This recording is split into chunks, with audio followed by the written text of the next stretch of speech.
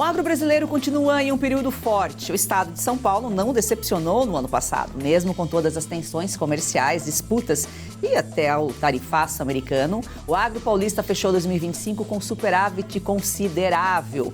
Hoje vamos falar sobre o balanço aí do agro paulista no último ano e o que podemos esperar para 2026. Assista agora A Força do Agro com Joyce Maffezoli. Carlos Nabil Gobril, diretor da APTA, que é a Agência Paulista de Tecnologia dos Agronegócios. É sempre um prazer recebê-lo, Nabil. Prazer estar novamente aqui para a gente atualizar as informações do comércio exterior. E sempre com boas notícias, né? Sim, que sim. bom! Mesmo em um ano marcado por tensões comerciais, o agro paulista fechou 2025 com um superávit de mais de 23 bilhões de dólares. O setor responde por mais de 40% das exportações do estado, reafirmando aí o papel estratégico para o desenvolvimento regional. Nabil, o que esse superávit aí representa para a economia paulista? Quando a gente fala o número 23 bilhões de dólares, às vezes para as pessoas é difícil ter a percepção da importância, mas quando a gente diz que mais de 40% do que São Paulo exportou veio do agro, acho que as pessoas percebem a importância do agro na nossa economia. E esse superávit traz bastante emprego, desenvolvimento, renda para a economia paulista, não só para o agro, porque isso acaba irradiando para os demais setores da economia. Então, quando você tem um setor que tem bons resultados, os demais setores também acabam se beneficiando. A gente já falou aqui outras vezes, mas sempre é bom lembrar, porque quando fala assim São Paulo, a grande metrópole, todo mundo pensa que é a indústria, né? Porque foca na capital. Mas o estado em si, o interior, ele respira agro, né, Nabil? O estado de São Paulo tem uma história vinculada com o agro, né, com o desenvolvimento do café, né, que trouxe a riqueza exatamente para dar base para a industrialização. E a gente tem uma economia bastante vinculada com o agro. Agroindústrias, o agro mesmo, produção de produtos agrícolas, né, pecuária, pescado, parte agrícola. E isso acaba, para o pessoal que está na capital, às vezes não tem tanto essa percepção, mas quando você vai para o interior, a gente sente esse agro muito forte e muito desenvolvido hoje. 2025 foi um ano difícil, né, pro agro, mas o agro é sempre assim, um ano é difícil, a sequência vem, né, a consequência vem depois de outros anos. Como que o estado, né, como São Paulo conseguiu ainda se manter aí, manter o desempenho aí no setor, mesmo com essas instabilidades internacionais? A gente tem hoje um cenário internacional com bastante instabilidade, né? Os Estados Unidos têm tido uma atuação no mercado internacional que acaba afetando todo o comércio, todos os fluxos internacionais, aplicando tarifas, não só para o Brasil, como para outros países, agora com tarifas para países que têm comércio com o Irã. Então, a gente tem tido alguma instabilidade e a gente vai se ajustando. Mas a gente tem uma economia hoje que tem um destino das nossas exportações bastante diversificada. Então, a gente consegue, às vezes, compensar algumas perdas de alguns países com outros países que a gente consegue colocar nossos produtos. Você já falou aqui no início, né, da importância desses 40% que representa, reflete no emprego, renda, desenvolvimento no interior do estado. Já falamos aqui, tem cidades que respiram o agro, que o emprego, a renda, toda aquela movimentação que ocorre em cidades, Ribeirão Preto, Presidente Prudente, são todas cidades, Rio Preto, acho que todas as cidades saindo da capital tem o agro forte, né? Sim. Sim. O nosso agro tem essa característica, né, regionalmente, cada região tem um tipo de produção, um tipo de produtos que são mais adaptados para aquelas regiões. Você falou de Ribeirão, tem bastante usinas de cana, você vai para outras regiões, tem outros tipos de produção, de pecuária ou de laranja. Então, a gente tem uma diversidade regional. Mas o interior, de uma maneira geral, é muito vinculado com o agro, com vários tipos de agro, né? Mas a gente tem um desenvolvimento no interior que, como eu falei, a gente tem o agro puxando a economia e que isso acaba irradiando nos demais setores, comércio, serviços e na própria indústria. Tem muito agroindústria no interior, né? A gente fala de usinas de álcool ou as indústrias de papel, são todas agroindústrias, né? São todos o produto agrícola sendo industrializado. É que a gente costuma falar do agro diretamente, mas indiretamente o comércio, né? Movimenta o comércio, movimenta outros setores, serviços. Qual que é a diferença do agro paulista em relação a outros estados produtores? A característica acho que diferencia São Paulo é a diversificação. A gente tem um agro bastante diversificado. A gente, por exemplo, a gente fala dos estados exportadores, né? São Paulo, esse ano, 2025, ficou como o segundo maior estado exportador do Brasil, né? Em 24 a gente tinha ficado em primeiro, esse ano ficamos com 17% das exportações do Brasil saindo de São Paulo. O estado que exportou mais em 2025 foi o Mato Grosso. O Mato Grosso tem uma exportação basicamente de soja, de milho, de gado, né? de carne, são poucos produtos. E São Paulo, não, quando a gente olha a pauta de exportação de São Paulo, ela é bastante diversificada. Então a gente tem essa característica e que isso também acaba protegendo um pouco, quando às vezes algum setor da economia não vai bem, do agro não vai bem, os demais setores às vezes respondem e compensam essa deficiência de algum setor, algum mau momento de algum setor. Né? Essa queda aí nas exportações de açúcar e etanol preocupa ou faz parte? É um ciclo normal que ocorre no mercado? As oscilações são normais. A gente teve, principalmente no primeiro semestre de 2024, um problema de abastecimento mundial, né, problema de oferta nos países da Ásia, e isso acabou aumentando a demanda para o açúcar brasileiro, e essa falta de oferta também acabou elevando os preços. Então a gente teve um ano 2024 com resultados muito bons para o setor sucroalcooleiro em termos de exportação. E a partir do segundo semestre, no finalzinho do segundo semestre de 2024, a produção da Ásia voltou a se recuperar, então voltou para um patamar normal. Então, quando a gente compara 25 com 24, a gente vê uma queda nas exportações de açúcar, mas na verdade em 25 a gente meio que voltou para os patamares anteriores. Mas essas oscilações, elas são normais, como a gente falou, às vezes um problema de produção em algum país afeta a nossa exportação, ou para mais ou para menos, né? Então, é o fluxo mundial de mercadorias mesmo. Já as carnes, né, que mudanças que refletiram no crescimento das exportações de carne? A gente nota nos últimos anos um aumento do consumo mundial de carne, né? Então, aumenta a demanda, os preços também acabam se elevando e a gente teve, no ano de 2025, um aumento das exportações, principalmente para o mercado asiático, né? Mas China, basicamente. Isso aumentou nossa participação nas exportações, nas carnes em geral, mais fortemente em São Paulo, na carne bovina. E o suco de laranja a gente sabe que é o símbolo aí, né, do agro paulista, e ele consegue se manter na competitividade no mercado global mesmo com o greening, né, que é uma dor de cabeça não só brasileira, mas todos os produtores, né, de laranja enfrentam esse problema aí. Mas mesmo assim continua liderando, continua sendo o maior exportador de suco de laranja. Sim, sim. O Brasil é o maior exportador de suco de laranja, né? E São Paulo é o maior produtor e exportador dentro do Brasil. E a gente, antigamente a gente tinha os Estados Unidos como um forte produtor, mas o greening nos Estados Unidos, principalmente na Flórida, quase dizimou, né, a produção citrícola lá. Então hoje a gente fala de cada 10 sucos de laranja que se toma no mundo, hoje 7 saem de São Paulo.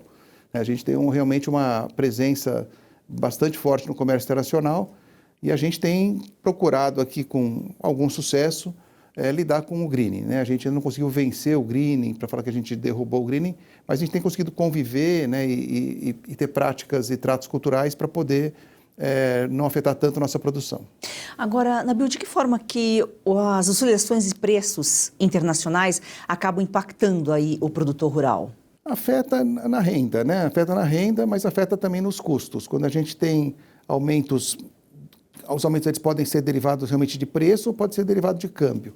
Quando eles são derivados de aumento de câmbio ou diminuição de câmbio, afeta os preços internacionais dos ingredientes que a gente usa, né? De fertilizantes, defensivos. E quando é derivado de preço, normalmente é mercado, né? Aumento de oferta e demanda que acaba determinando os preços. Mas é uma incerteza, né? Quando a gente fala da produção agrícola, é uma produção a céu aberto. A gente depende do clima, a gente não sabe qual é o preço que você vai vender quando você for produzir, porque depende exatamente dessas demandas, dessas oscilações de preço internacionais e nacionais. Então, é uma atividade que tem sempre um risco, né? A atividade agrícola tem isso, esses ciclos de alto e baixo, né? Sempre um grau de incerteza. Faz parte da atividade, mas é assim que a gente gosta de trabalhar.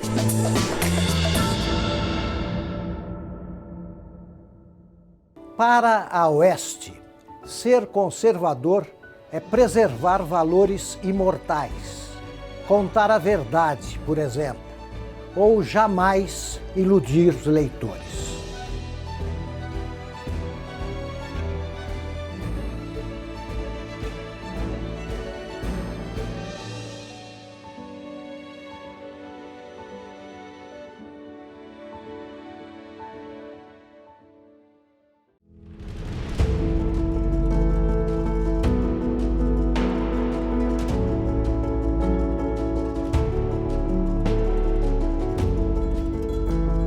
A verdade é uma só, mas diante de tantas mentiras, é preciso trabalhar duro todos os dias para que ela não se perca.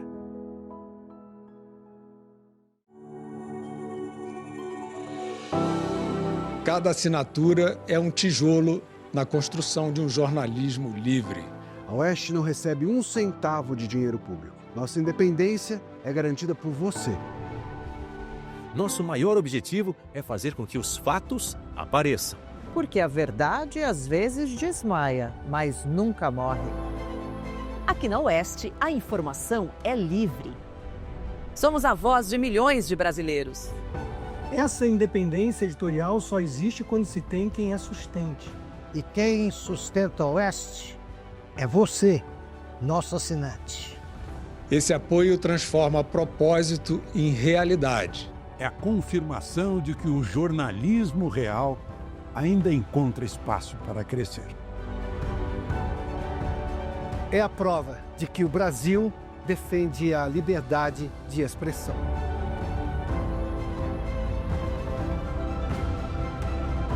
Quando você assina a Oeste, você ajuda a construir um país mais bem informado. Conhecimento é o que sustenta escolhas conscientes. É o aviso de que não existem narrativas capazes de apagar os fatos. E que a verdade continua viva. Assim como o jornalismo. Isso não é apenas um direito, é uma herança. Cada assinatura da Oeste ajuda a garantir que as próximas gerações cresçam em um país onde vigora a liberdade de expressão. Assine. Apoie. Fortaleça a verdade. Faça parte da Oeste.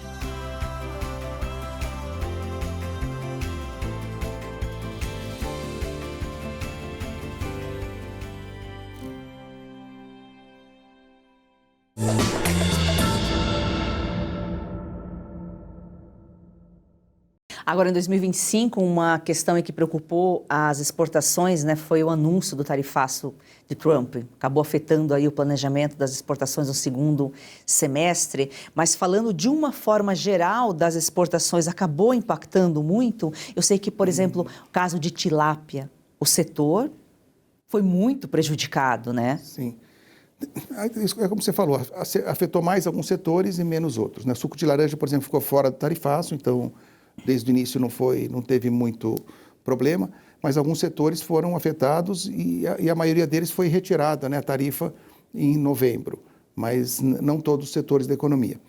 Mas a gente acho que conseguiu aqui, assim, não só o São Paulo, mas acho que o Brasil teve uma competência de ampliação, uma diversificação do comércio exterior, dos destinos, a gente conseguir destinar grande parte do que a gente deixou de exportar para os Estados Unidos para outros países, para outros mercados.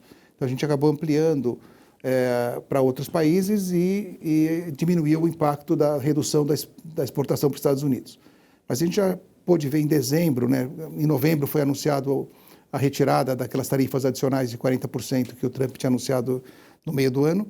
E em dezembro a gente já viu uma recuperação grande das exportações para os Estados Unidos. A gente imagina que agora, esse ano, 2026, a gente deve também notar esse movimento. Isso aí mostra a grandeza do Brasil, né, Nabil? Você vê que a gente é um grande exportador para os Estados Unidos, é um mercado importante para o Brasil, só que sempre fecham a porta, abrem-se outras, né? A gente tem alguns setores, né, fala suco de laranja, café, carnes, que são setores que têm uma demanda mundial hoje muito próximo da oferta. Então, se você deixa de exportar para algum país, existem outros países que têm a demanda desse produto. Então, a gente consegue repor. Existem outros setores que não acontece isso, por exemplo, frutas e alguns outros setores que às vezes têm mais dificuldade de substituir um destino, né? Os Estados Unidos é um destino importante para frutas, como também é a Europa, e que a gente, às vezes, nem todos os setores a gente consegue ter o mesmo sucesso quando você não manda para um país, você poder achar outro país para comprar. Ou demora um pouco mais para você construir essas relações. Porque não é uma relação que nasce da noite para o dia, né? Às vezes leva muito tempo, né? E essa diversificação de mercados aí como China, México, União Europeia, é uma estratégia aqui do agro paulista, né? Sim. A gente teve no ano passado um aumento de exportação para o México, para a própria Argentina, nossa vizinha aqui, teve um aumento de exportação importante. a China, para o Canadá.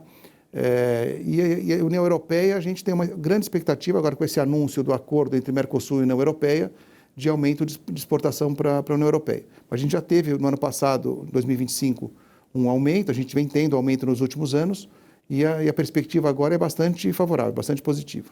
E a gente sabe que o agro é uma empresa a céu aberto, a gente está aqui em pleno verão, chuvas, queimadas. São Paulo sofre muito, né, com as queimadas, assim como outras regiões, mas São Paulo principalmente, no interior. Mas o agro paulista está sempre aí preparado, né, para esses choques, né, comerciais, climáticos aí, nem no futuro, já falando de agora, porque são ciclos que se repetem todo ano, né? A gente tem... com essas mudanças climáticas, né, com essa questão como você falou, de problemas de muita chuva num momento, de muita secura em outros momentos, a gente tem que se adaptar. Né? A gente não consegue produzir como a gente produzia antes, a gente tem que mudar as condições. E nessa batalha, nesse esforço, vem muita pesquisa.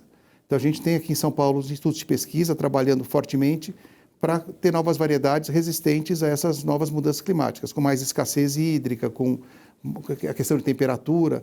Então, a gente vai procurando desenvolver variedades de plantas, as principais que a gente tem em culturas aqui em São Paulo, para poder oferecer para o produtor opções que ele continue com a sua produção, com bons resultados, e que a nossa economia continue prosperando.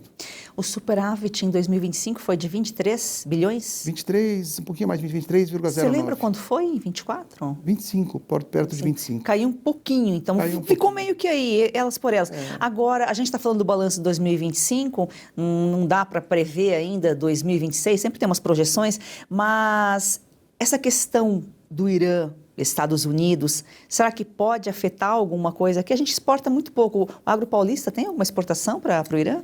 Tem, a gente exportou em 2025 um pouco mais de 200 milhões de dólares. É pouco, né? Assim, pensando no nosso volume total de exportação. Mas o Brasil como nação, né, a gente tem uma relação com o Irã. O Irã faz parte dos BRICS, por exemplo, então dificilmente a gente vai poder romper o fluxo comercial com o Irã. E os Estados Unidos está impondo essas restrições, então a gente pode ter não só no comércio com o Irã, mas tem impacto no comércio com os Estados Unidos de tarifas. A gente tem que esperar um pouquinho, porque a questão do Irã está bastante instável, então a gente não sabe como é que isso vai ser o desdobramento. Mas é a incerteza, né, que a gente fala.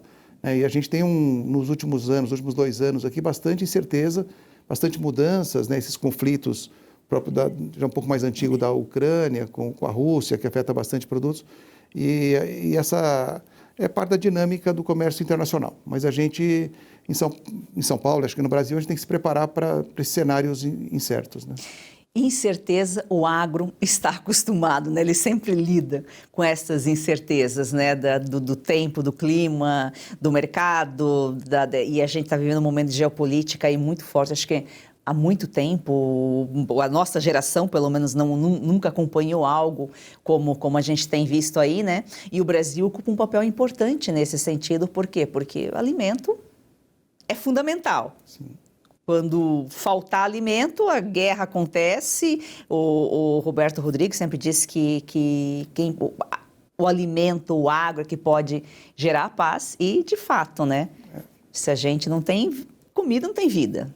Eu tive o ano passado na Índia, e a gente vê... A Índia hoje é o país com a maior população mundial, né? Eles ultrapassaram a China.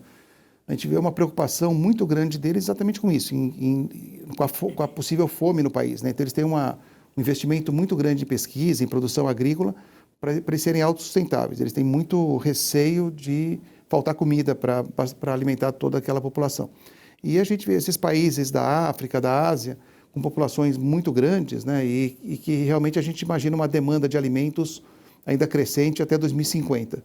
E o Brasil é um dos países que pode contribuir com esse abastecimento de alimentos. A gente precisa aumentar mais, a gente vê um aumento das exportações do Brasil nos últimos anos e provavelmente até 2050, pelo menos, as projeções são de que a gente vai cada vez ter um papel mais importante nesse abastecimento mundial de alimentos.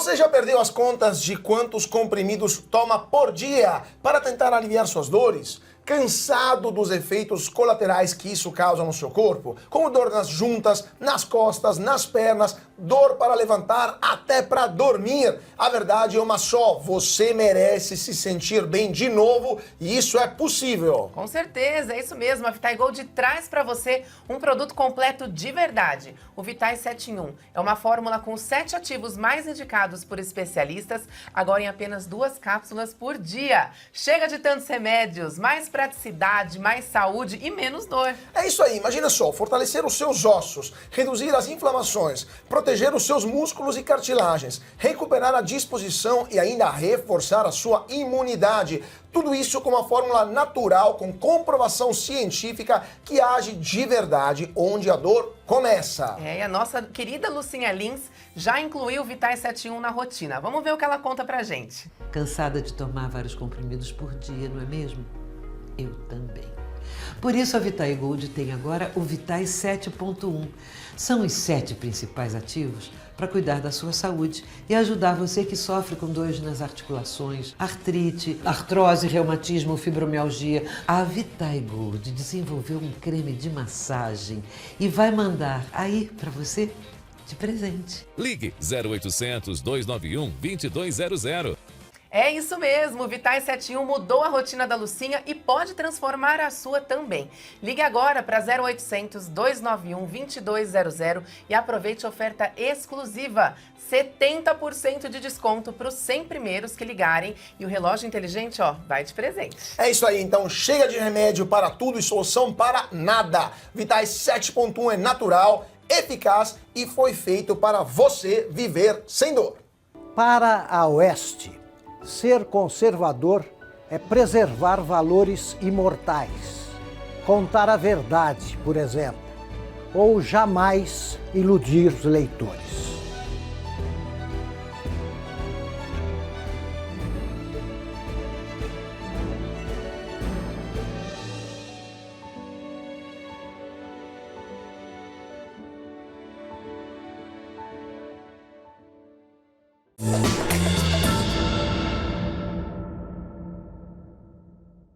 Você lembrou muito bem, a gente fala muito na China e pouco da Índia, só que a Índia é tão grande, né, quanto a China, e é um mercado muito importante para o Brasil, né, tem oportunidades incríveis para o produtor, para as exportações brasileiras.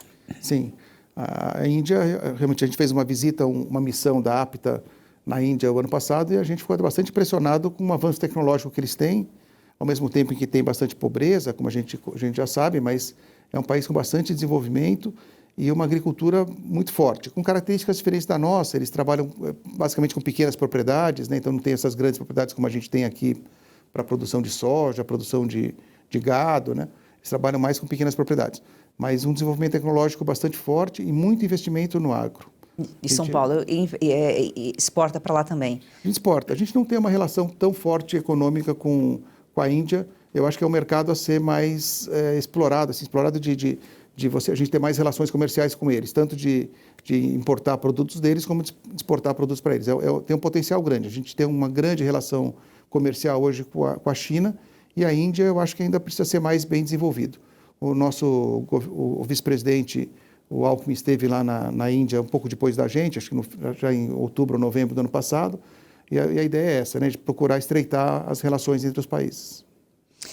É isso, que bom então, mais um ano aí com boas notícias para as exportações do agro paulista e quem sabe quando você voltar aqui, a Índia já está ainda mais presente aí, né, nessa nossa conversa. Nabil, muito obrigada pela sua participação, pelas suas informações. Obrigado, Joyce. Estamos à disposição, a gente tem tido a oportunidade de trazer sempre bons resultados do agro, das exportações do agro paulista, do agro brasileiro, e esse ano, 2024, só para reforçar, a gente teve o segundo maior resultado de exportação de toda a história. 25. Né? Em 2025. Foi o segundo maior resultado de exportação de toda a história. Quer dizer, um resultado bastante importante e que contribui para o desenvolvimento econômico do Estado. E é isso aí. A força do agro é o Brasil que dá certo.